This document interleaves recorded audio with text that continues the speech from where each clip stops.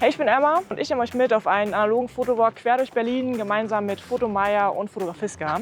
Ich komme aus Berlin und fotografiere seit letzten Sommer nur analog, davor eher digital. Sonst bin ich Zahnärztin hier in Berlin seit 3 Jahren. Davor war ich Surflehrerin und Fotografie ist mein Hobby. Und ja, darum geht's heute.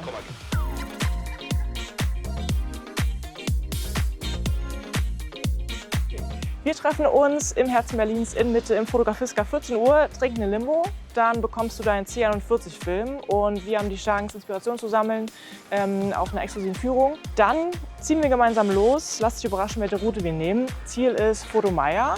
Dort kannst du dann deinen Film abgeben, der wird entwickelt und gescannt und am nächsten Tag bekommst du schon deine 36 Bilder per Mail oder du kannst sie abholen. Egal, ob du gestern erst angefangen hast, analog zu fotografieren oder schon ein paar Filmrollen voll hast. Ich freue mich auf euch, meldet euch gerne an und wir sehen uns dann auf unserem Walk.